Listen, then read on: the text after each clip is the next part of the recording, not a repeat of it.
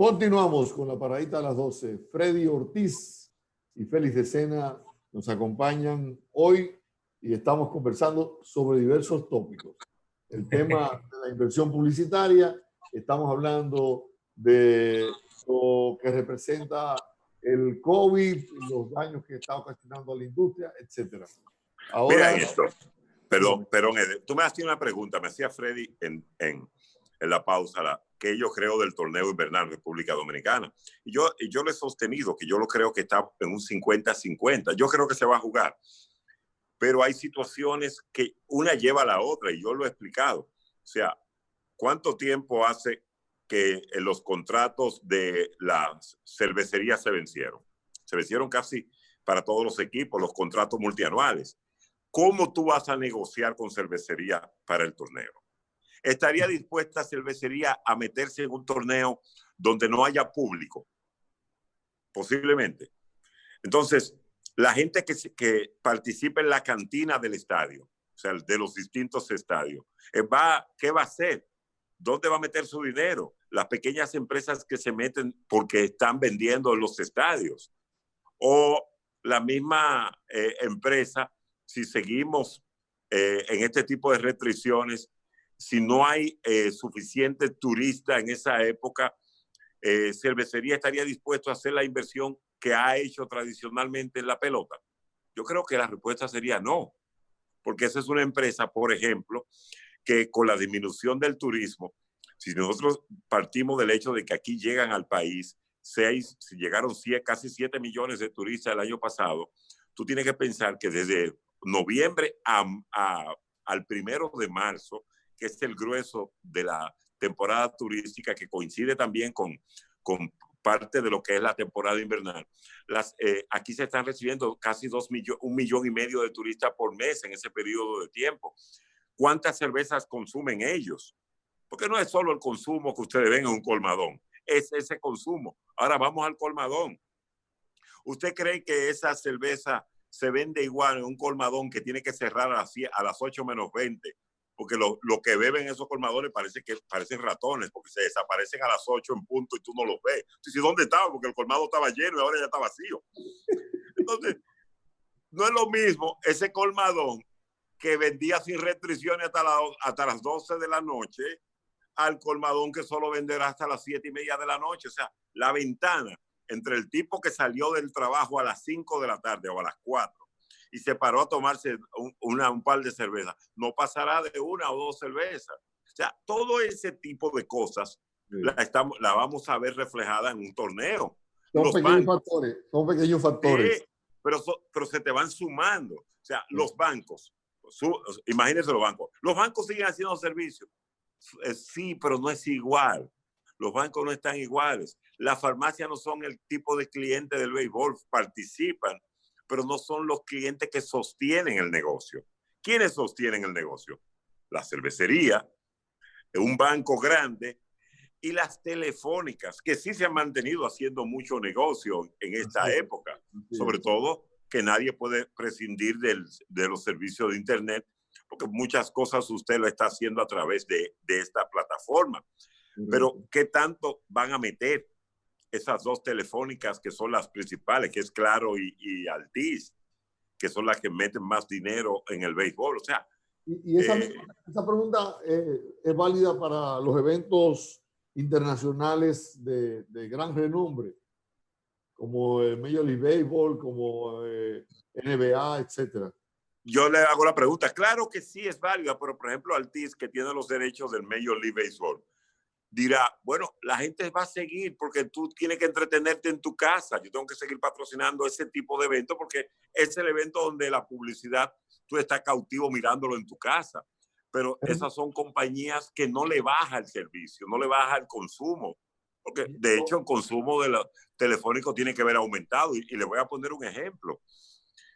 El servicio en la red, los que venden comida a domicilio, esos servicios de delivery, solo en el mes de mayo, que tengo la estadística, vendieron 130 millones. O sea, Uber Eats, Globo, Pedidos Ya. O sea, eso fue un aumento de más del triple de lo que habían hecho en el mes de febrero. Claro, claro. Pero eso es una plataforma distinta de negocio. Pero el mismo restaurante que vende a través de Uber Eats, usted dirá que está haciendo negocio. No.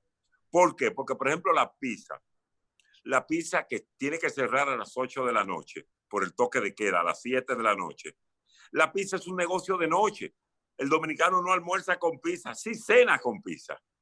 Óigame bien, el dominicano no almuerza con pizza, cena con pizza. O sea, la comida rápida.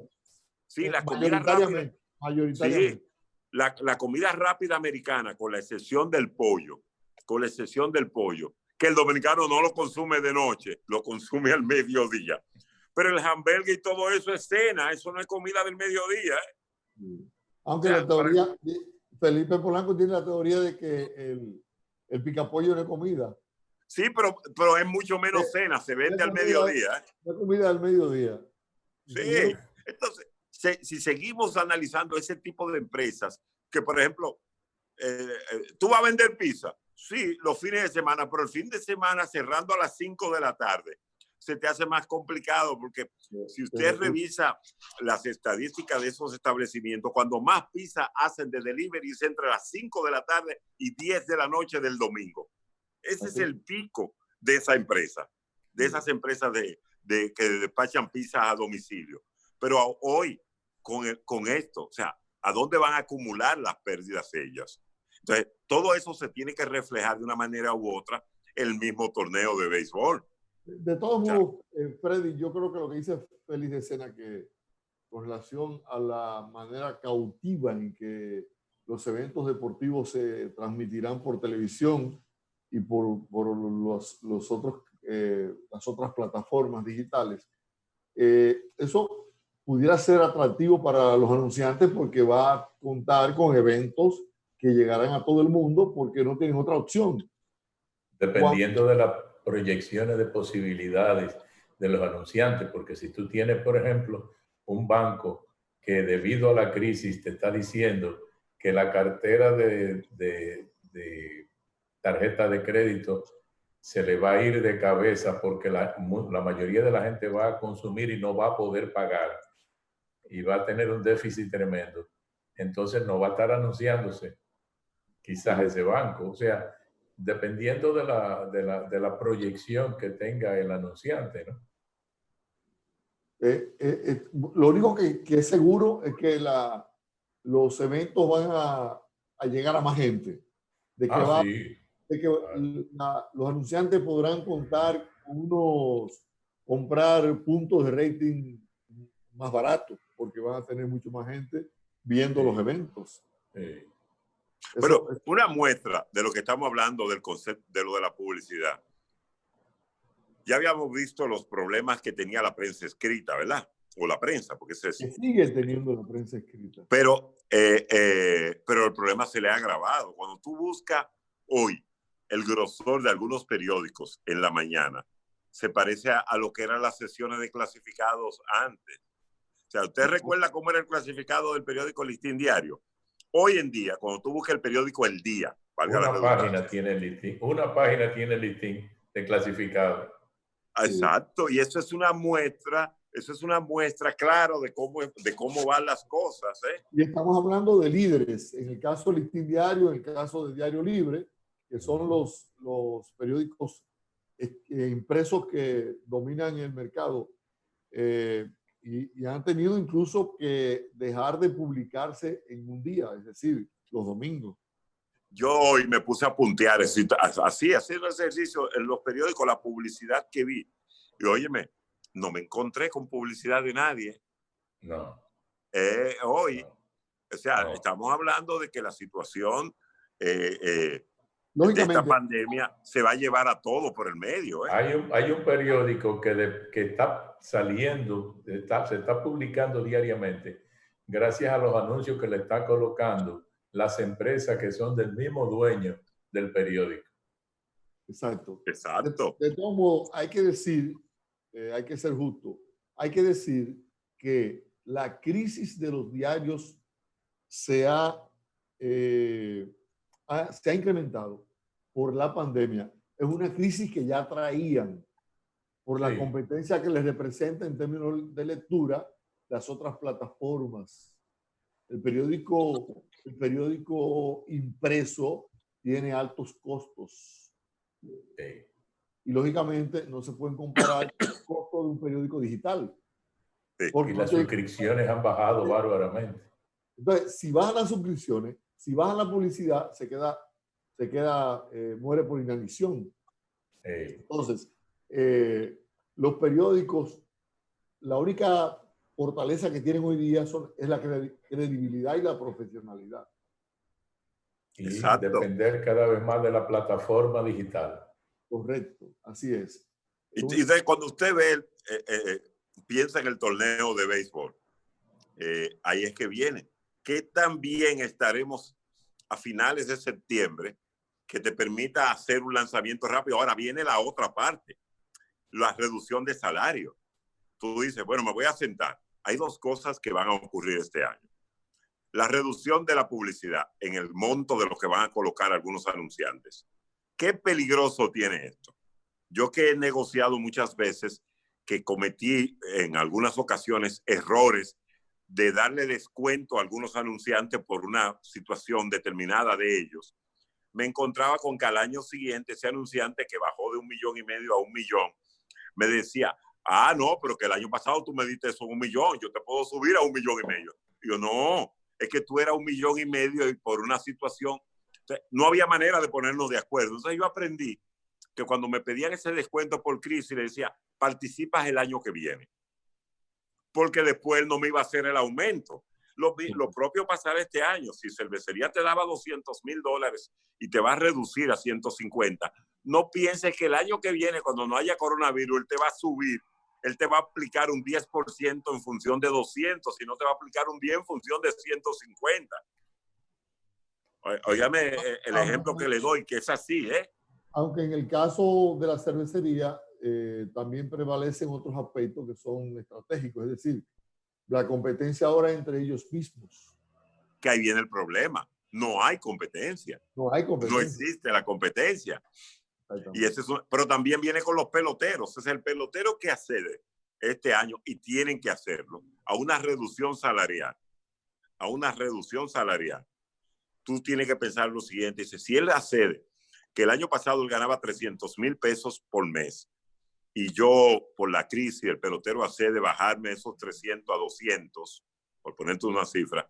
Cuando yo vaya a negociar con él la temporada 2021-2022, yo le voy a proponer un aumento en función de 200, aunque ya no estemos en coronavirus, no en función de los 300 que él ganaba.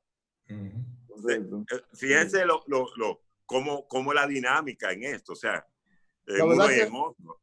La economía, desde cualquier ángulo que lo tomes, va a haber mucho pesimismo. Hay sacrificio, y hay que sacrificarse, y sacrificarse mucho para poder hacer el torneo este año. Al final, y siendo más a grosso modo, al final, ¿qué cantidad de personas quedará sin empleo en República Dominicana? Las proyecciones son más de 1 millón. Impactante. Son impactantes. Son impactantes porque si tú analizas la industria hotelera que emplea tanta gente aquí, ¿en qué condiciones están ahora mismo? Todo el mundo está en su casa suspendido o en fase, simple y llanamente. Lo que genera directo y lo que genera indirectamente. Tú te buscas la industria de los gimnasios hoy. ¿Cuánta gente está quitando los pequeños gimnasios de barrios? Exacto. Sencillo, los pequeños gimnasios de barrios. Vamos a los restaurantes. Ayer anunció una de esas compañías, creo que fue Papa John's, que va a tener que reducir más el personal. A pesar de ser una compañía de delivery, Papa John's, de servicio a domicilio, con muy poca pizzería para tú comer en ella, te encuentras con el problema que estamos diciendo. El 90% de sus ventas se dan después de las 5 de la tarde y los fines de semana. Y sucede que los fines de semana, cerrando a las 5 de la tarde, no hay manera de que tú hagas un cumpleaños, porque no hay cumpleaños. No hay cómo juntar la familia en un lugar de esto. Estuve viendo me parece que ayer o antes de ayer, estuve viendo que de todos los negocios, el de electrodomésticos es el que más se ha resentido. Creo que una reducción por encima del 90%, y eso es escandaloso. Sí. Sí. Yo pensé que el de construcción,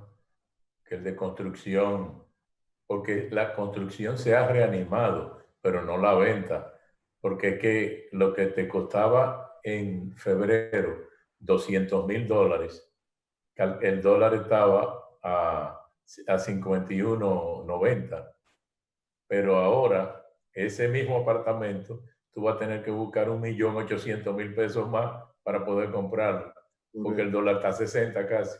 Correcto. Y eso que dice Freddy, viene una situación que cuando yo di el inicial, el precio lo congelé.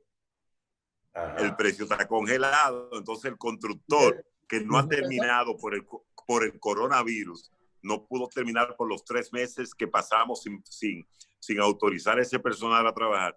Los costos se le dispararon de una manera tal que para poder cumplir con fechas de entrega es difícil. Lo sé como un préstamo bancario.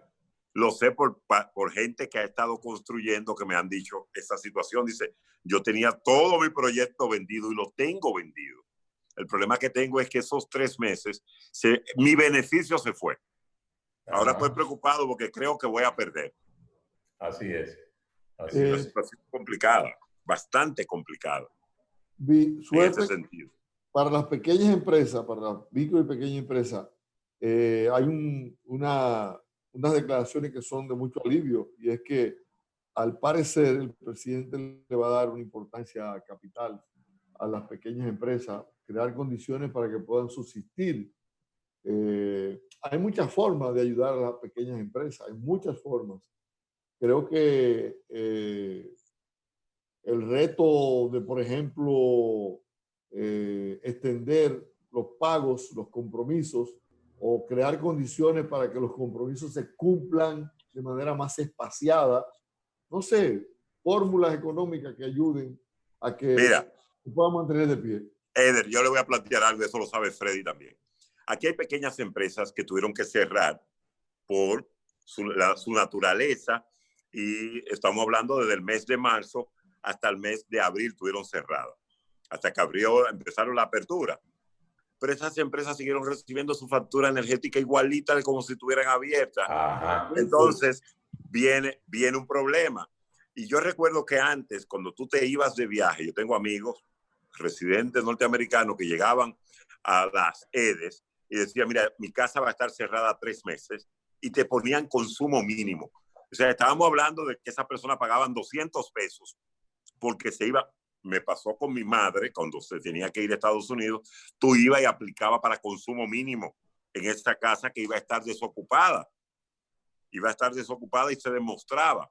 Pero ahora no, ahora un negocio que tú tenías, un restaurante, una cafetería, tú la cerraste porque no podía abrirla por la pandemia, y te encuentras con que tiene 3 recibos acumulados del valor de lo que tú pagabas cuando tú estabas abierto.